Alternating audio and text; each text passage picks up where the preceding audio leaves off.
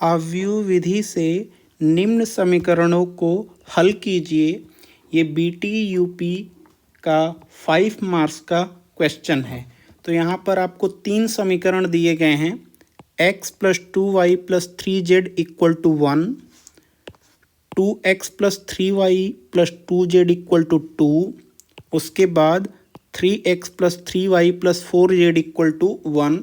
यहाँ पर आपको x, y और z में 3 इक्वेशन दिए गए हैं और इसकी खास बात क्या है कि आपको मैट्रिक्स मेथड से सॉल्व करना है, राइट। आव्यूह विधि से सॉल्व करना है।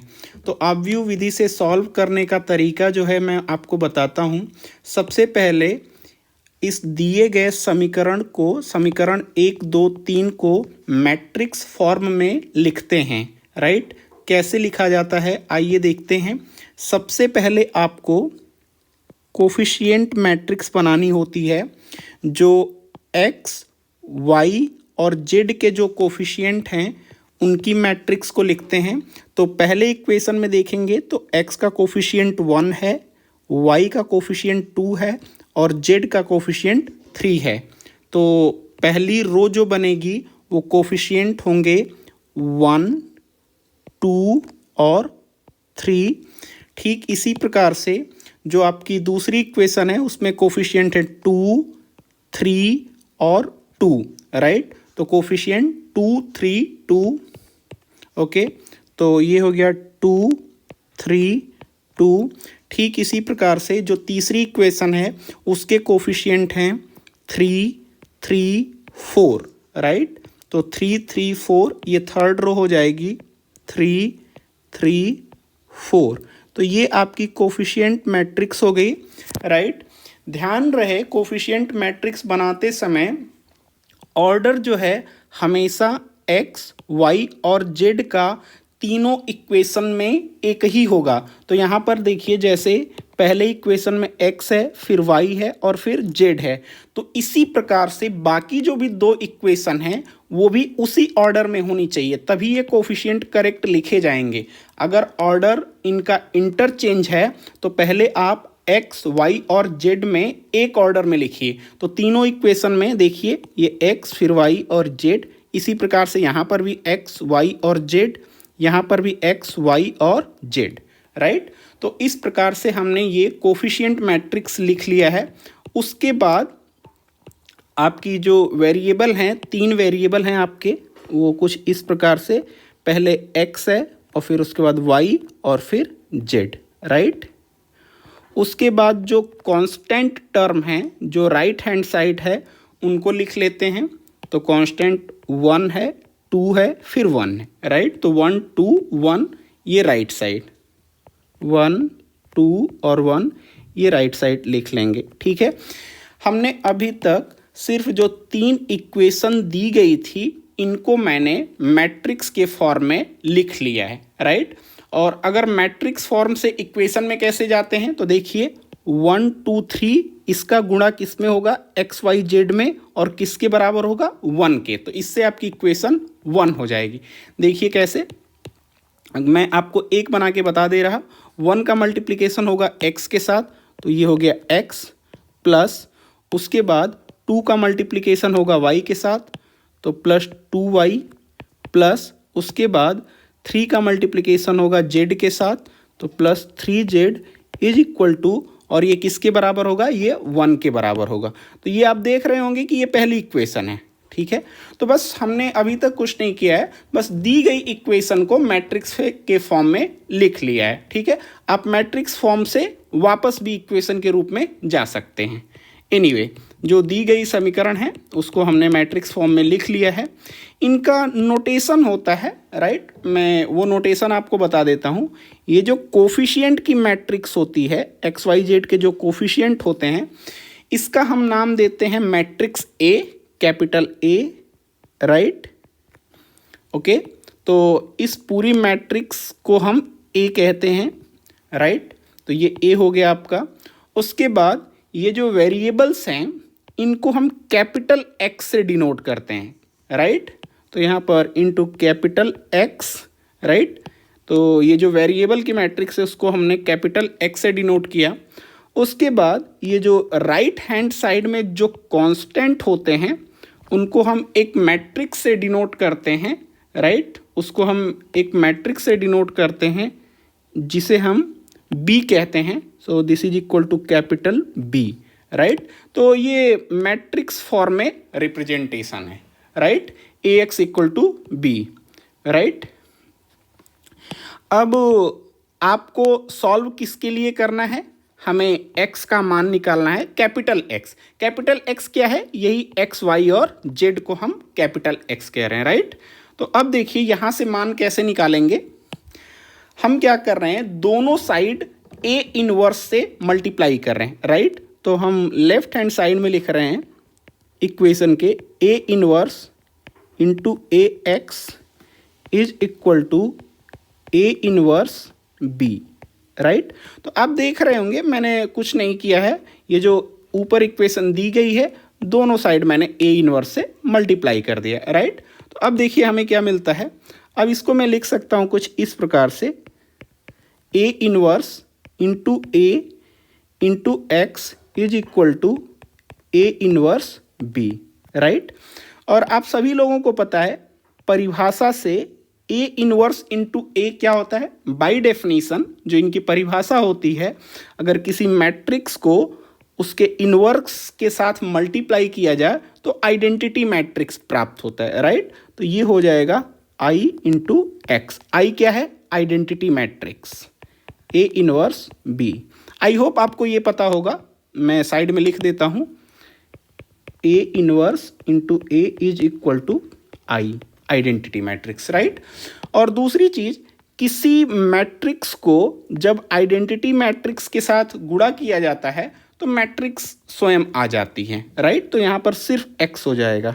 सो x is equal to A inverse b, right. और ये कैसे हुआ, क्योंकि जो आइडेंटिटी मैट्रिक्स को किसी मैट्रिक्स के साथ गुणा करेंगे, यहाँ पर x मैट्रिक्स है तो मैट्रिक्स x ही होगा, राइट।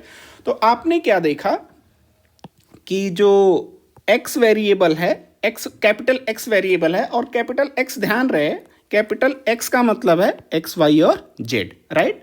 तो अब हमें हमारा जो कैपिटल x है वो जो a इनवर्स है, राइट। तो a क्या है, अगर आपको ध्यान हो तो ये हमारा a है और a मैट्रिक्स आपकी ये वाली होती है, राइट, जो कोफिशिएंट की मैट्रिक्स होती है।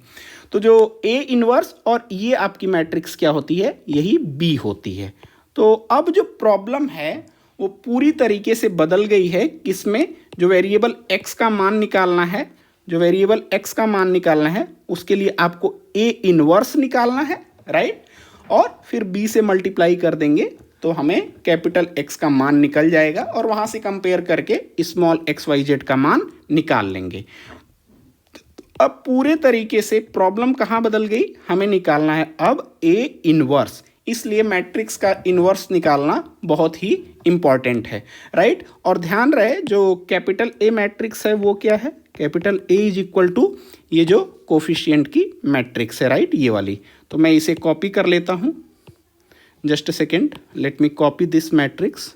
जस्ट मैं ये आपको यहाँ पर बता रहा था कि ये कैपिटल A का मान है। I am sorry, just a second, let me copy this, wait. ये हमारी मैट्रिक्स A है और इसी का हमें इनवर्स निकालना है, राइट। मैं इस इक्वेशन यहाँ पर जो हमें आया है इस इक्वेशन का नाम मैं 1 रख देता हूँ।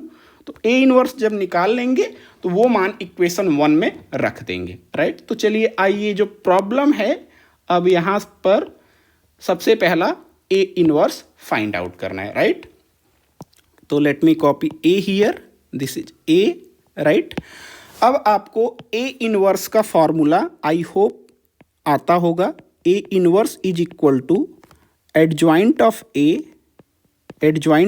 A divide by determinant A, right. ये फॉर्मूला आपको आता होगा, राइट। ये और एडजॉइंट ऑफ A क्या होता है, एडजॉइंट ऑफ A जो होता है उसके लिए आपको कोफैक्टर मैट्रिक्स निकालनी होती है और उस मैट्रिक्स को ट्रांसपोज कर देते हैं, यही आपका एडजॉइंट ऑफ ए हो जाता है, राइट। इसे मैं इक्वेशन 2 लिख देता हूं, फाइन, राइट। कोफैक्टर मैट्रिक्स सबसे पहले हमें निकालना है, तो कुल मिलाकर सबसे पहले कोफैक्टर मैट्रिक्स निकालेंगे, उसको ट्रांसपोज कर देंगे तो एडजॉइंट ए आ जाएगा, यानी एडजॉइंट ए। उसके बाद मैट्रिक्स ए जो है उसका मैं डिटर्मिनेंट निकाल लूँगा, और ये निकालने के बाद ए इनवर्स फाइंड आउट कर लेंगे, ठीक है। और जब ए इनवर्स फाइंड आउट कर लेंगे तो वो इक्वेशन 1 में रख देंगे, जिससे कैपिटल एक्स जो कि स्मॉल एक्स वाई जेड है वहाँ से मान निकल जाएगा। तो आई होप आपको प्रोसीजर पता चल गया कि हमें करना क्या है। तो आइए सबसे पहले ए इनवर्स निकालते हैं, राइट। और उसके लिए हमें कोफैक्टर मैट्रिक्स निकालनी है।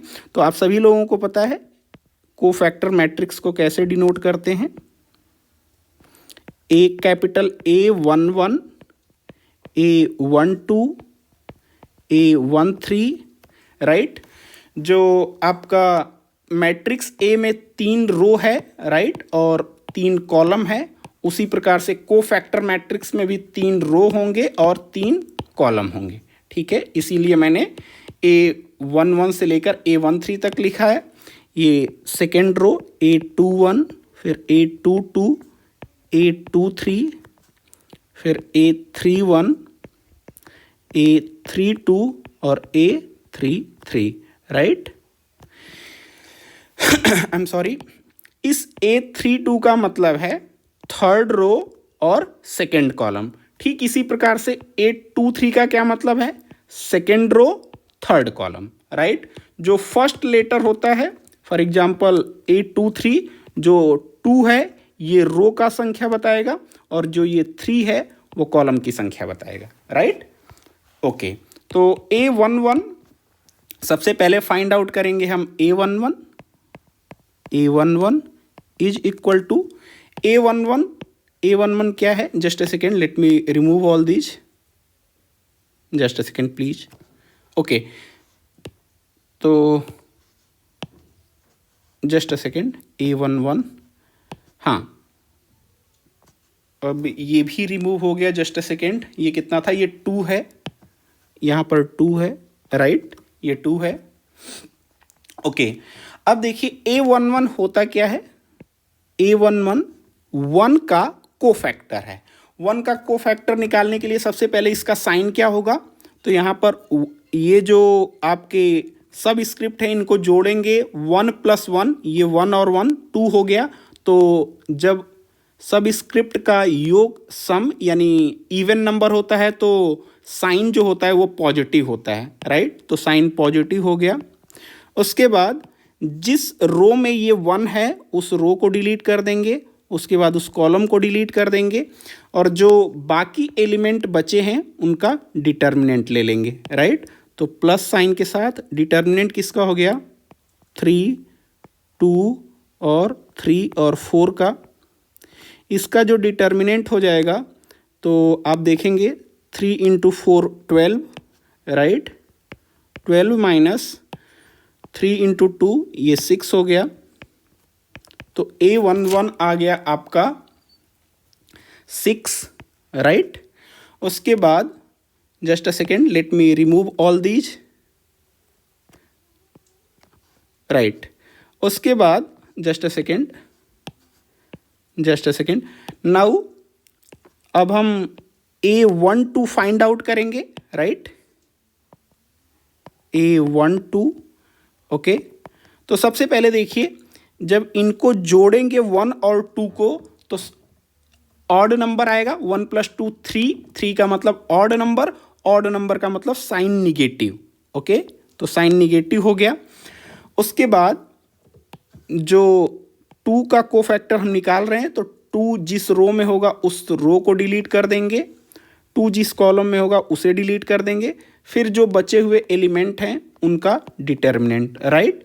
तो 2 2 3 4, फिर 2 2 3 4, राइट। तो ये माइनस साइन ये वाला है।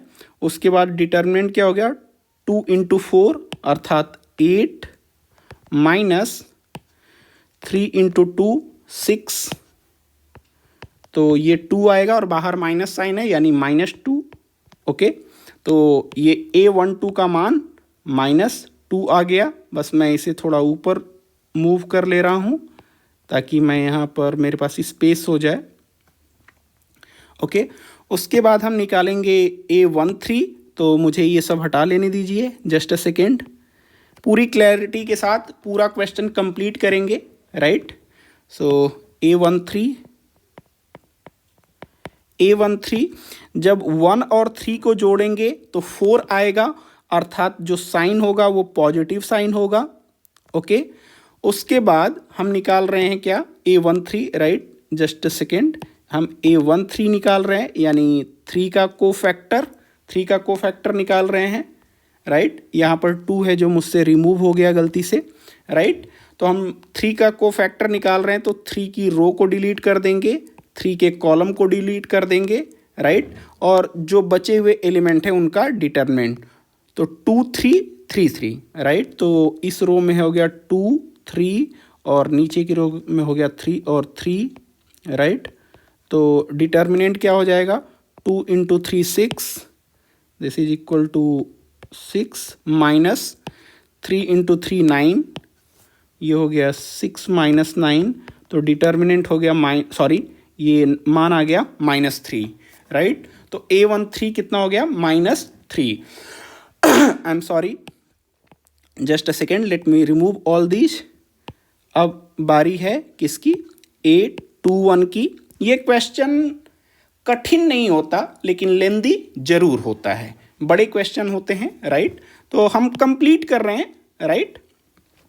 उसके बाद हम A21 का मान निकालेंगे।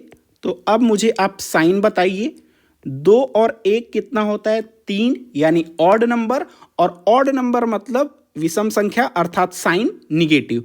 जब भी इनका सम ऑड आए तो साइन निगेटिव, राइट। और A21 यानी 2 का कोफैक्टर, यानी 2 जिस रो में होगा वो रो डिलीट, वो कॉलम डिलीट, और जो बाकी एलिमेंट बचे हैं उनका डिटर्मिनेंट 2 3 3 4, राइट।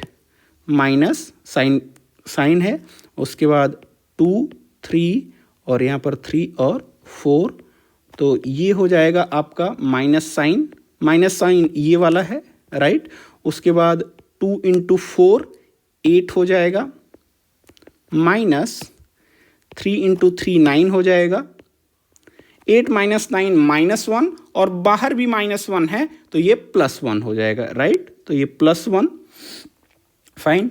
इसी प्रकार से अब हम, just a second, let me remove all these highlighter, just a second, right. अब हम निकालेंगे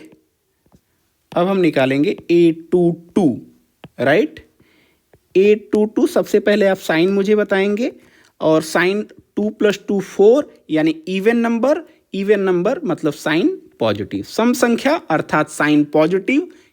अगर सब स्क्रिप्ट का सम, यहाँ पर जो सब स्क्रिप्ट है इनका सम अगर सम संख्या इवन नंबर है तो साइन पॉजिटिव, और इनका सम अगर विषम संख्या है तो साइन निगेटिव। आई होप आपको समझ में आया होगा। तो A22 यानी 3 का कोफैक्टर, यानी 3 जिस रो में है वो रो डिलीट कर देंगे, वो कॉलम डिलीट कर देंगे, जो एलिमेंट बचे हैं उनका डिटर्मिनेंट, राइट। तो 1 3 3 4, यहाँ पर हो गया 1 3 3 4, राइट। तो अब इनका डिटर्मिनेंट कितना होगा, 1 into 4 4, minus 3 into 3 9, 4 minus 9 equal to -5, right. तो इस प्रकार से हमने A22 भी निकाल लिया। कृपया धैर्य बनाए रखें, सवाल लंबा है ये, और इसमें पेशेंस और कैलकुलेशन दो ही चीज़ आपका टेस्ट होता है। उसके बाद हम A23 निकालने जा रहे हैं, राइट। तो सबसे पहले A23, तो सबसे पहले आप साइन बताएंगे, 2 + 3 5, यानी विषम संख्या, ऑड नंबर, यानी साइन निगेटिव होगा। उसके बाद ये 2 का कोफैक्टर है A23, तो 2 वाली रो डिलीट कर देंगे, 2 वाला कॉलम डिलीट कर देंगे, और उसके बाद जो एलिमेंट बचे 1 2, उसके बाद 3 और 3, इनका डिटर्मिनेंट। तो माइनस डिटर्मिनेंट 1 2 3 एंड 3, राइट। तो माइनस साइन, माइनस साइन ये वाला है, इसको ध्यान दें, राइट, माइनस। उसके बाद 1 इंटू 3 3 माइनस 3 इंटू 2 6, तो 3 माइनस 6 ये -3 हो जाएगा और माइनस प्लस हो जाएगा जो बाहर है, तो यानी ये 3 हो गया, राइट। अब हम आखिरी रो में पहुंच गए हैं, काफ़ी नज़दीक। अब 3 और कोफैक्टर हमें निकालने हैं, उसके बाद कोफैक्टर मैट्रिक्स कंप्लीट हो जाएगी, राइट। तो चलिए आइए ये भी कंप्लीट करते हैं।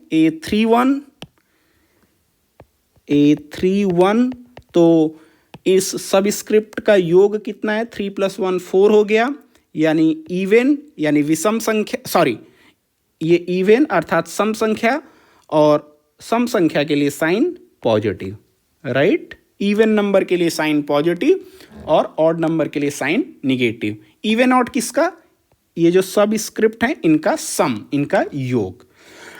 आई एम सॉरी, A31 जो है 3 का कोफैक्टर है, तो इसके लिए इस रो को डिलीट कर देंगे और इस कॉलम को डिलीट कर देंगे जिसमें एलिमेंट है, और जो बाकी एलिमेंट बचे हैं उनका डिटर्मिनेंट। तो इसके लिए क्या हो गया, 2 3 3 2, राइट।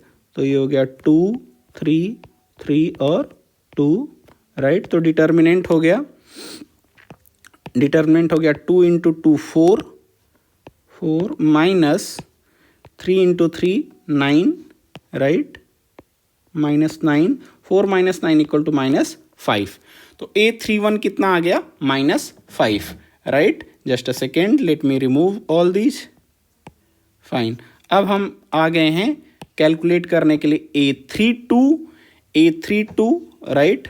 सबसे पहले आप साइन बताएंगे, A32 तो 3 + 2 5, अर्थात ऑड, विषम यानी साइन निगेटिव, तो यहाँ पर निगेटिव हो गया।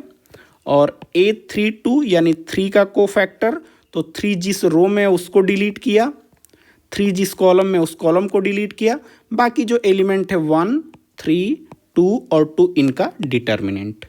तो 1 3 और 2 और 2 इसका डिटर्मिनेंट। ध्यान रहे माइनस साइन बाहर है, इस माइनस साइन का ख्याल रखें, अदरवाइज कैलकुलेशन मिस्टेक हो जाएगी। तो 1 इंटू 2 2, 1 इंटू 2 2 हो गया। उसके बाद 2 इंटू 3 6 हो गया, 2 - 6 यानी -4, -4 का मतलब +4, क्योंकि बाहर माइनस साइन लगा है, तो ये हो गया 4। नाउ अब हम धीरे धीरे आखिरी एलिमेंट तक पहुंच चुके हैं। आई am sorry, just a second, यानी अब हमें A33 निकालना है, A33, राइट। सो A33 का साइन पॉजिटिव होगा, राइट। A33 का साइन पॉजिटिव होगा, क्यों, क्योंकि 3 + 3 6 यानी इवन, और अर्थात सम संख्या, और उसके लिए पॉजिटिव साइन, राइट। तो उसके बाद A33 का मतलब हम 4 का कोफैक्टर निकाल रहे हैं, तो उस रो को डिलीट कर देंगे, उस कॉलम को डिलीट कर देंगे, और जो बाकी एलिमेंट हैं 1 2 2 3 इनका determinant, 1 2 2 3, right, fine. So 1 into 3 3, ये हो गया 3 minus 2 into 2 4, so this is equal to -1। अब हमने ये जो कोफैक्टर मैट्रिक्स है वो हमने निकाल लिया है, ठीक है। तो अगर आप ध्यान देंगे तो जस्ट अ सेकेंड, मैं कोफैक्टर मैट्रिक्स को कॉपी कर लेता हूँ और इनके मान को हम लिख लेते हैं, जस्ट अ सेकेंड। तो ये हमारी कोफैक्टर मैट्रिक्स है, राइट। देखिए आपने A11 A12 A13, जो पहली रो है A11 A12 A13, उनका मान क्या है, 6 -2 और -3। तो ये मान मैं यहाँ पर डायरेक्टली डिलीट करके लिख लेता हूँ।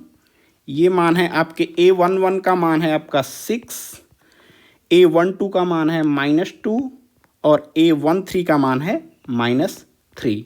ठीक इसी प्रकार से देखिए आप यहाँ पर देखिए A21 है, A22, A23 यानी जो सेकेंड रो है उनके मान यहाँ पर दिए गए हैं। 1 - 5 और 3 दिए नहीं गए हैं, हमने कैलकुलेट किया है काफ़ी मेहनत के बाद। तो A21, A22, A23 ये तीनों मान रख लेंगे हम। आई होप आपको समझ में आ रहा होगा, जो वैल्यू हमने निकाल लिया है बस वो पुट कर रहे हैं यहाँ पर, राइट। तो 1 - 5 और 3, 1 - 5 और 3। ठीक इसी प्रकार से ये जो आपकी थर्ड रो है A31, A32, A33 इसका मान देखिए A31, A32, A33 और क्या इनके मान है आई एम सॉरी -5, 4, -1। तो ये मान हम यहाँ पर रख लेते हैं, राइट। -5, 4, -1। ओके, तो हमने ये निकाल लिया है आपका AC यानी कोफैक्टर, यानी ये हमने ये कोफैक्टर निकाल लिया। बस अब इसका हम ट्रांसपोज कर देंगे तो एडजॉइंट ऑफ A आ जाएगा, राइट। तो आइए वो नेक्स्ट पेज पे करते हैं। Let me just copy this, just a second. तो अब ये कोफैक्टर है, राइट, और अब इस कोफैक्टर का हम ट्रांसपोज निकाल रहे हैं, राइट। तो ये जो AC यानी कोफैक्टर मैट्रिक्स का हम ट्रांसपोज निकाल रहे हैं, और ट्रांसपोज का अर्थ होता है रो को कॉलम में बदल देना और कॉलम को रो में।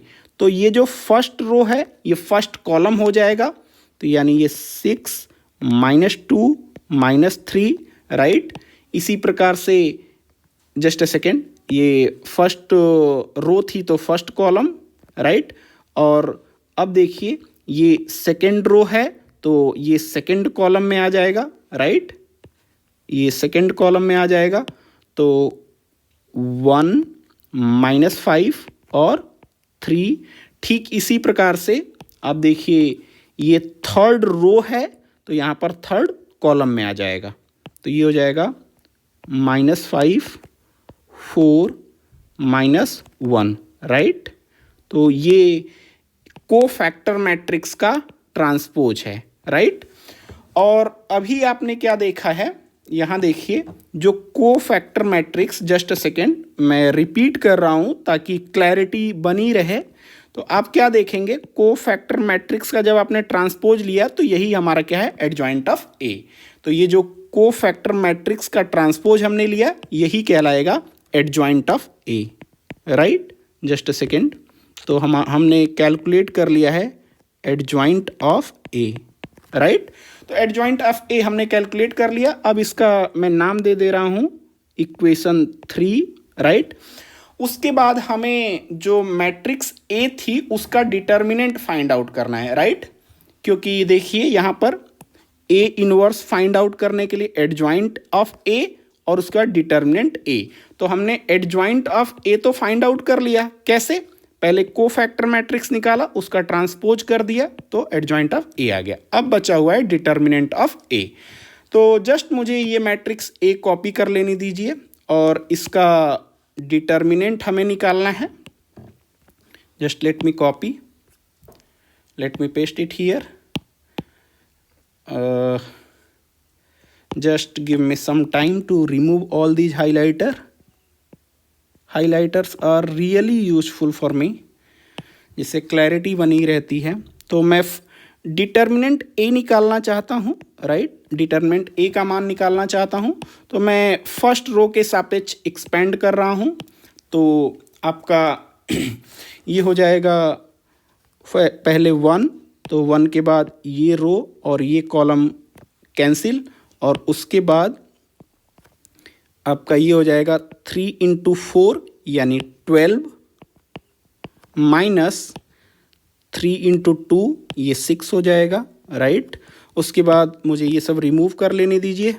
उसके बाद -2 ये एलिमेंट, उसके बाद ये रो ये कॉलम ख़त्म, 2 × 4 8 हो जाएगा, माइनस उसके बाद 3 × 2 6 हो जाएगा, right. Let me remove all these.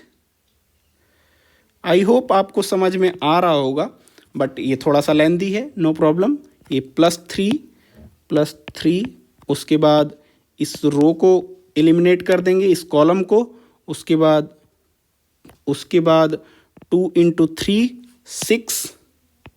I hope आपको डिटर्मिनेंट निकालने आता होगा।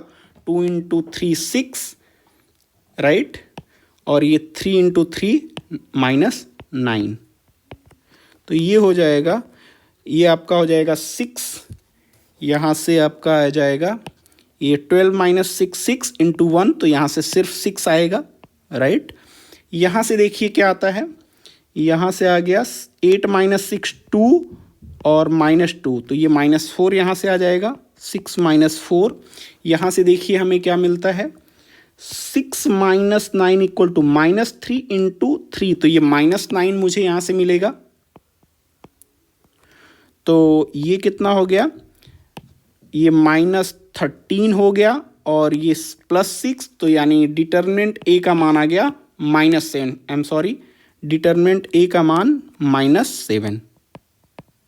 ओके, तो डिटर्मिनेंट ए का मान -7। ओके, ये हमने कैलकुलेट कर लिया। ये इक्वेशन 4 मान लीजिए। Just a second, let me remove all these. Just let me make it small so that I have a bit of space. Just a second, please wait. Just a second. Okay, ठीक है। Now अब हमें क्या करना है, A inverse find out करना है। तो ए इनवर्स के लिए इक्वेशन 2 का ये फॉर्मूला देखिए, adjoint of A by determinant of A. तो मैं वंस अगेन यहाँ पर लिख देता हूँ, A inverse is equal to adjoint of A, just a second, adjoint of A divide by determinant of A. और इसको मैं इस प्रकार से भी लिख सकता हूँ, डिवाइड बाई ए का मतलब multiply by 1/a, 1 determinant A into adjoint of A, right. आप देख रहे हैं कि एडजॉइंट ऑफ ए इक्वेशन 3 में है और डिटर्मिनेंट ऑफ ए इक्वेशन 4 में है, राइट। तो ए इनवर्स यहाँ से मैं लिख सकता हूँ, ए इनवर्स इक्वल टू, यहाँ पर देखिए 1 डिटर्मिनेंट ए, तो 1 डिटर्मिनेंट ए का मान है -7, तो ये -7 हो गया। और उसके बाद देखिए जो एडजॉइंट ऑफ ए है वो यहाँ पर है। मैं एग्जैक्टली इसको कॉपी कर लेता हूँ, जस्ट अ सेकेंड। तो मैं एडजॉइंट ऑफ ए को इस प्रकार से यहाँ कॉपी कर लिया।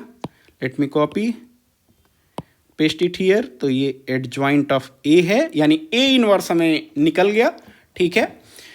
अब उसके बाद अब देखिए, ये तो हमने ए इनवर्स फाइंड आउट किया, हमें निकालना क्या था। अब आ जाइए ओरिजिनल इक्वेशन 1 में।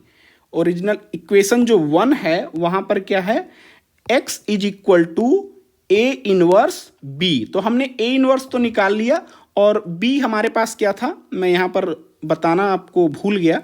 ये जो बी है, ये बी है, ये वाली मैट्रिक्स है 1 to 1 की। तो मैं यहाँ पर लिख देता हूँ B is equal to 1, just a second, 1 to 1, ये बी मैट्रिक्स है, right.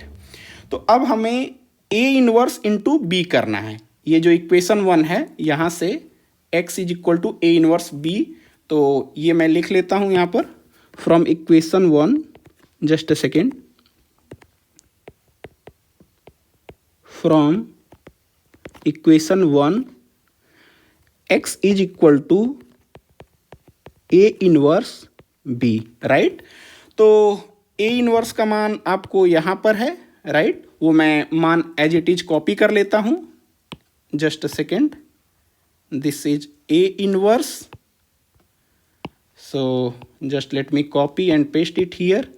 So what is this, this is nothing but A inverse. ये मान क्या है, ये जो ए इनवर्स है ये मान यहाँ पर है, राइट। ओके, उसके बाद क्या है, उसके बाद ये बी है। तो बी मैट्रिक्स मैं कॉपी कर ले रहा हूँ यहाँ से, देखिए ये जो बी मैट्रिक्स है मैं ये मान कॉपी कर ले रहा हूँ, तो बी का मान भी मैं यहाँ पर रख देता हूँ। Just a second. तो मैंने यहाँ पर बी का मान रख दिया, राइट, फाइन। तो ये हो गया आपका कैपिटल एक्स। ओके, आई होप आपको समझ में आ रहा होगा। ये जो ए इनवर्स है वो आपका ये है, और जो आपका ये बी है वो आपका ये है। ठीक है, आई होप आपको समझ में आ रहा होगा। अब देखिए, अभी ये जो माइनस साइन नीचे, मैं इसको ऊपर लिख लेता हूँ, कोई दिक्कत नहीं है। So this is equal to -1/7। I think आपको मैट्रिक्स मल्टीप्लिकेशन आता होगा। तो अब देखिए क्या होगा, यहाँ पर जो फर्स्ट रो है वो फर्स्ट कॉलम के साथ मल्टीप्लाई हो जाएगी, राइट। ओके, पहली बात तो आपको ये पता होना चाहिए कि ये दोनों मैट्रिक्स मल्टीप्लाई हो रही हैं, ये मैट्रिक्स और ये, तो इनका रिजल्टेंट कितना आएगा। तो यहाँ पर जो 3x3 की मैट्रिक्स है और ये 3x1 की, तो जो रिजल्टेंट मैट्रिक्स है वो 3x1 की आएगी, राइट। तो यहाँ पर जो मैट्रिक्स फाइनल आएगी वो 3x1 की आएगी, अर्थात 3 रो होंगे और 1 कॉलम। देखिए कैसे, तो ये फर्स्ट रो जो है इस कॉलम के साथ मल्टीप्लाई होगी, करस्पॉन्डिंग एलिमेंट होंगे, अर्थात ये जो 6 है 1 के साथ मल्टीप्लाई होगा, 6 × 1 ये 6 हो गया। उसके बाद जो ये 1 है 2 के साथ मल्टीप्लाई होगा, तो 1 × 2 ये +2 हो गया। उसके बाद ये -5 × 1 ये -5 हो जाएगा, राइट। तो ये पहला एलिमेंट आ गया। ठीक इसी प्रकार से, just let me remove all these, ये फर्स्ट रो का मल्टीप्लिकेशन कंप्लीट हो गया। Just a second, right. अब उसके बाद ये जो सेकेंड रो है इस कॉलम के साथ मल्टीप्लाई होगी, करस्पॉन्डिंग एलिमेंट को मल्टीप्लाई करेंगे और फिर उनको जोड़ देंगे। तो -2 × 1 ये -2 हो जाएगा। उसके बाद ये -5 × 2 -10 हो जाएगा। उसके बाद ये 4 × जस्ट अ सेकेंड, ये 4 × 1 तो ये +4 हो जाएगा। ठीक इसी प्रकार से अब आखिरी बचा हुआ है, आखिरी रो बची हुई है। Just a second, just a second. Okay, now जो फाइनल ये रो है थर्ड रो, वो इस कॉलम के साथ इस प्रकार से मल्टीप्लाई होगी, -3 × 1 तो ये -3। उसके बाद ये 3 × 2 तो ये 6 हो जाएगा, +6। और उसके बाद जो आखिरी मल्टीप्लिकेशन है वो -1 × 1 ये -1 हो जाएगा, राइट। उसके बाद अगर इसको कैलकुलेट करेंगे तो ये -1/7, और ये कितना हो जाएगा, अगर आप इसको कैलकुलेट करें तो ये हो जाएगा आपका 6 2 8, 8 और 5 तो ये 3 हो जाएगा, राइट। सो यहाँ पर हमें 3 मिला ये। और उसके बाद, राइट, उसके बाद ये -2 × 10 -12 हो गया, और +4 यानी ये -8, राइट, ये -8। और उसके बाद यहाँ पर हमें कितना मिला, -3 -4 और +6 तो ये 2 हो गया, राइट, ये 2 हो गया। और यहाँ पर देखिए ये किसके बराबर है, ये x था, तो यहाँ पर कैपिटल X। और अगर आप कैपिटल X देखेंगे, राइट, तो इसको मैं और लिख लेता हूँ यहाँ पर, जस्ट ए सेकेंड। अगर आप ध्यान दें तो कैपिटल X है क्या, देखिए कैपिटल X मैं यहाँ पर बताया था आपको, ये जो कैपिटल X है वो XYZ। तो मैं साइड में लिख देता हूँ, जो कैपिटल X था वो क्या था, स्मॉल x, स्मॉल y और स्मॉल z। तो मैं कैपिटल X का मान यहाँ पर लिख लेता हूँ। Just let me copy this, just a second.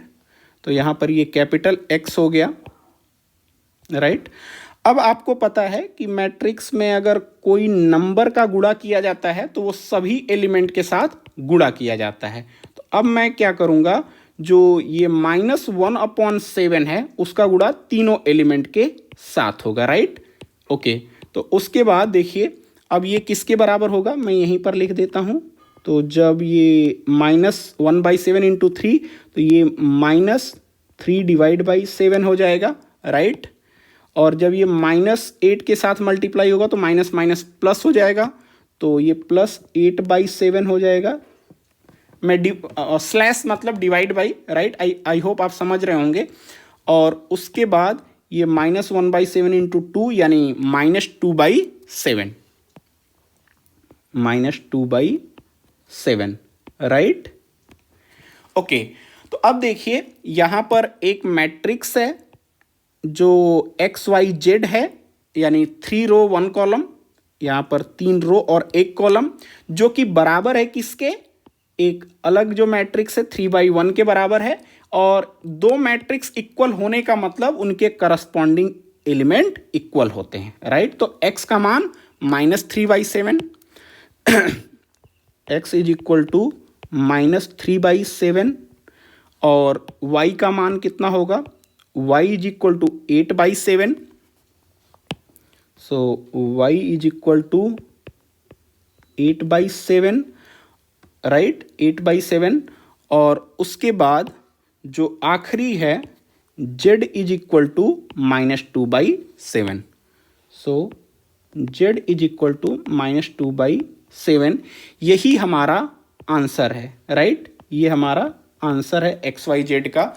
ध्यान रहे ये एक्स वाई और जेड का मान हमने जो निकाला है वो मैट्रिक्स मेथड से सॉल्व करके निकाला है। आप सब्स्टिट्यूशन मेथड नहीं अप्लाई कर सकते हैं, क्योंकि क्वेश्चन में पहले ही लिखा हुआ है आव्यूह विधि, यानी मैट्रिक्स मेथड से आपको सॉल्व करना है। तो ये है आपका मैट्रिक्स मेथड। अब आप इस सवाल को कैसे वेरीफाई करेंगे, how do you verify this. Verify करने के लिए सिंपल एक्स, वाई और जेड का मान इन तीन इक्वेशन में किसी इक्वेशन में रख दीजिए। अगर ये सेटिस्फाई होता है तो ये करेक्ट है, आपने सही तरीके से हल किया है, ठीक है। तो ये लेंथी सवाल है, इसमें कैलकुलेशन मिस्टेक बहुत होती है, तो इसे आप आराम से कर लीजिए, खुद से स्वयं कैलकुलेशन कर लीजिएगा। Thank you so much for watching this video.